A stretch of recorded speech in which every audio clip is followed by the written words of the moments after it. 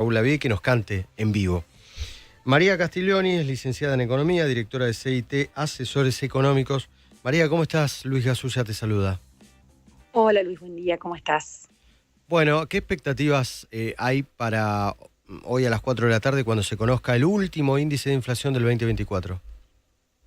Bueno, lo primero es que en base a los datos que ya hay dando vueltas respecto de diciembre, se conoció la semana pasada el índice de la Ciudad de Buenos Aires, que dio 3,3%, pero cuando uno lo abre, eh, tiene un componente de incremento más fuerte en servicios, arriba del 4%, mientras que lo que es el componente de bienes, que incluye alimentos y bebidas, pero muchas otras cosas, aumentó por abajo del 2%.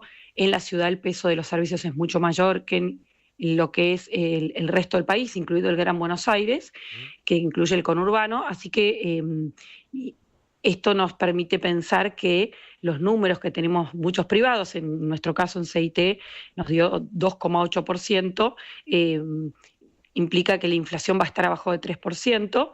La gran pregunta es si la inflación va a ser 2,8, 2,9 o va a ser 2,5, que es el número clave, digamos, que señaló el gobierno para pensar si el ritmo de evaluación del tipo de cambio oficial pasa del 2% al 1% mensual. Así que yo creo que ahí va a estar la gran duda seguramente, porque es altamente probable que la inflación de un número como el que te comentaba recién, abajo del 3%, que es positivo, ya que diciembre es un mes de alta estacionalidad, en general es más alto que otros meses por los gastos de las fiestas y el inicio de las vacaciones. María, también se conoció el índice, no es oficial, son datos no del INDEC, pero se habla del nivel de pobreza en la ciudad de Buenos Aires y hay un marcado descenso. ¿Esto era esperable por la baja de la inflación? Sí, en general, recordemos cómo se mide la pobreza en Argentina en este índice. Es qué porcentaje de la población tiene ingresos por abajo de lo que se llama la línea de pobreza, que es una canasta básica total, se la llama canasta básica total, que se monetiza, se mide un set de alimentos y bebidas, pero de bienes y servicios básicos que se considera que una persona debería poder alcanzar, consumir, adquirir para no ser considerado pobre, ¿no? Y todos los meses se le da un valor, se valoriza en base al precio de cada uno de esos productos que contiene la canasta básica, y se mide su evolución en el tiempo. Entonces, así como subió fuerte y viene ya muy alta hace bastante tiempo, tuvo un pico a principio de este año, producto de que los precios aumentaron mucho más rápido que los ingresos, sobre todo de estos productos. Bueno, lo que vemos fue que pasó todo lo contrario. Mientras cuando la inflación empezó a bajar, y sobre todo en los últimos, te diría, 8 meses, el aumento de la canasta básica total fue un ritmo menor incluso que la inflación total, que el IPC, porque lo que vimos es que justamente muchos bienes, y sobre todo básicos, se desaceleraron muy fuerte. Algunos productos particularmente también incluso algunos meses bajaron por la desinflación, porque estaban pautados con un tipo de cambio más alto, por desabastecimiento de insumos, etcétera. Y eso ayudó muchísimo, ya que el 2024 cerró, te diría, casi con 40 puntos menos de inflación en lo que es la canasta básica alimentaria que el IPC total, y en lo que es la canasta básica total cerró 20 puntos abajo. ¿Qué quiere decir esto? Que el incremento de ese costo fue un ritmo bastante más lento y los ingresos se fueron recomponiendo. En el caso de los más pobres, también hay que tener en cuenta que pesa todo lo que tiene que ver con la política social, ¿no? Ahora, El incremento de la sí, asignación universal por hijo y todos exacto. estos ayudas que también aumentaron muy fuerte, el gobierno las incrementó muy por arriba de la Ganando la inflación, sobre inflación, todo sí. al principio, Ahora, ¿no? María, Sí. arranca el año, arranca enero y muchos que están del otro lado, más allá de ideologías, dirán, che, pero fui a la panadería y me aumentó el pan, fui a los huevos y aumentó los lácteos, los huevos, la leche. Eh, ¿Es posible un 25% de inflación en la Argentina en un año? La primera respuesta que te doy es sí, es posible. Segundo, obviamente, en la medida que haya inflación, cuando hablamos de dos y pico en un mes, es porque hay productos que aumentaron, obviamente, hay otros que no están aumentando, está pasando que hay muchos precios que capaz que pasa más de un mes y no se mueven, Porque, algunos 2 porque meses y no María, se mueven. 25 significa lo que vos decís, ¿no? 2 o menos de 2% por mes. Claro, sí, sí, sí. Significa arrancar el año un poco arriba de 2, pero ir bajando a 2 y luego abajo de 2 hacia fin de año. Sí, ese es lo que, digamos, cuando uno mira una trayectoria, puede proyectar una trayectoria de precios e incluso podría estar abajo de 25. Obviamente se tienen que dar varias condiciones para que esto se dé. La primera es que el gobierno mantenga el equilibrio fiscal. ¿Por qué esto es importantísimo?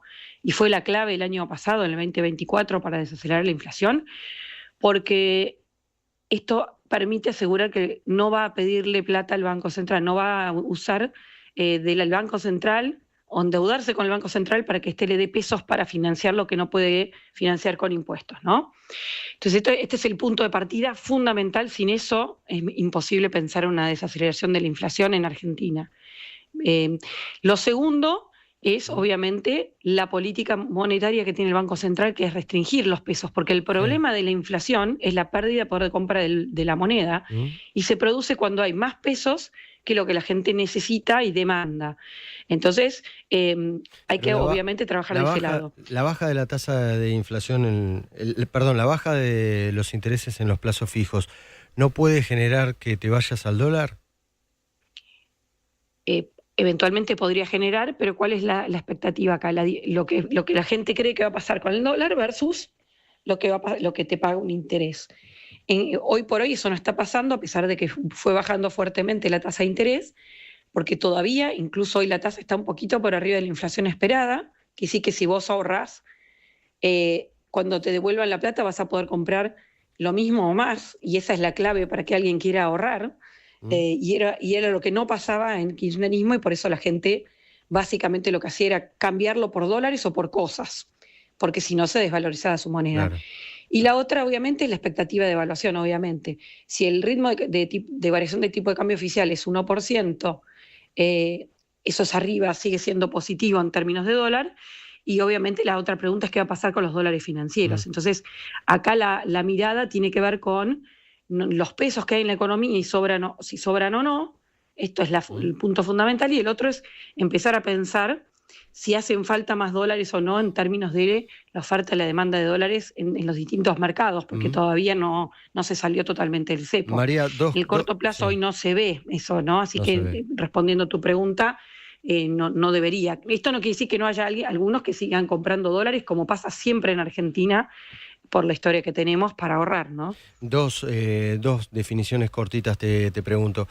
Una tiene que ver con el tema vos lo mencionabas, ¿no? De la tasa de interés del dólar. El Fondo Monetario Internacional le pide a la Argentina, supuestamente, que devalúe, ¿no? Porque quieren, y también algunos otros economistas, que el dólar debería estar en un precio más elevado, y que salga del cepo. ¿Se puede salir del cepo en este primer semestre? Sí, a ver, salirse del cepo, se puede salir del cepo. La pregunta es si en la cabeza del gobierno, cuál es la lógica, tratar de resolver todo lo heredado, lo que se llama stocks de pesos excesivos, producto del déficit fiscales pasados, o de necesidad de dólares que no se otorgaron a importadores o aquellos que tenían que mandar utilidades y dividendos, etcétera, producto de tantos años de cepo, ¿no? ¿Por qué lo piensa así el gobierno? Es una postura, obviamente, hay otras. Es tratar de que cuando se libere el cepo se sincere la realidad del mercado y no se acumulen de repente o exceso de entrada de dólares o exceso de salida de dólares producto de lo que había quedado del pasado, ¿sí? Entonces lo mira como la frutilla del postre de ir arreglando los desequilibrios heredados. ¿Para qué?